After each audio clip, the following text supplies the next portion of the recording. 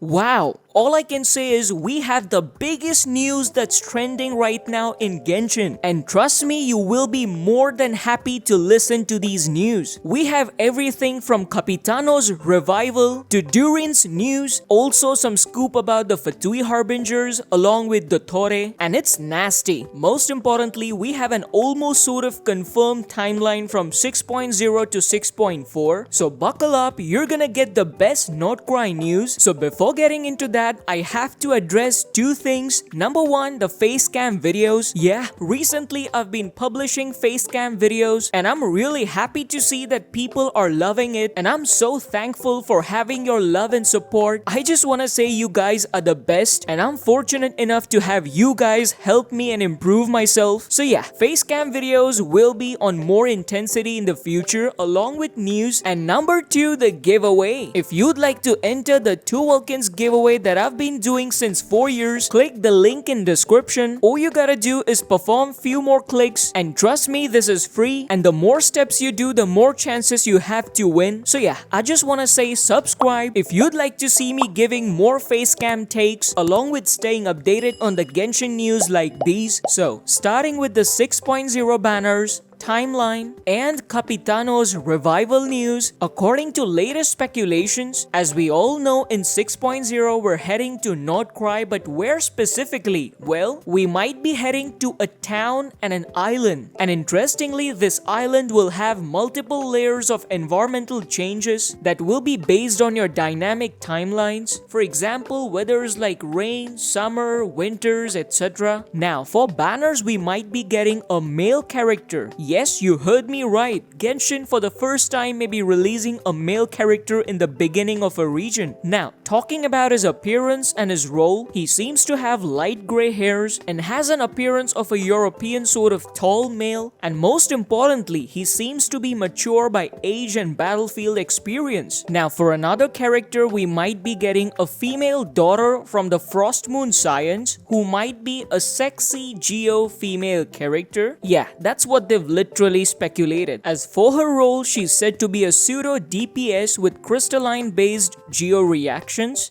Damn, I hope they will give Geo some new reactions. Now, talking about Capitano, listen to me very carefully. According to some sources, they have speculated, and by the way, this is questionable, but most interestingly is being backed by many other sources, so I think this might have a chance. So according to them, Capitano might be revived when Genshin enters its second arc, meaning that Hoyoverse is absolutely planning for a Genshin Impact Chapter 2, guys. To be more specific, we might be entering another arc of Genshin Impact after completing the Taviat 1. Now, this is a very huge claim and an amazing news, and it does add some sense because according to these sources, Genshin is a very big cash machine, and big investors are not willing to close the game. They are rather happy to expand the game along with some new improvements. So hopefully Capitano is coming back, and I'm more than happy to see what happens in the future. Now, moving on to 6.1, we might be getting a Pyro boss lady. As for her role, it might be very similar to Escoffier, so more or less like Pyro Escoffier. So obviously they will be a multi-support character. Now, moving on to 6.2, and this is where the fun begins. We might be getting our lovely Durin as a playable character. As for his nature, a Pyro DPS that might be centralized around vaporized reactions. Also, an additional detail specifies that Durin's story will be expanded in the future versions too. His journey might be shown as a child to an adult. So this really becomes interesting, guys. Now on to 6.3, and time for very big banners. Firstly, we might get Columbina, obviously a DPS, and for now, her element is said to be Hydro. I know I'd advise you to take this with a grain of salt, and since we're in initial phases of guessing, this might change or slightly modify, but yeah,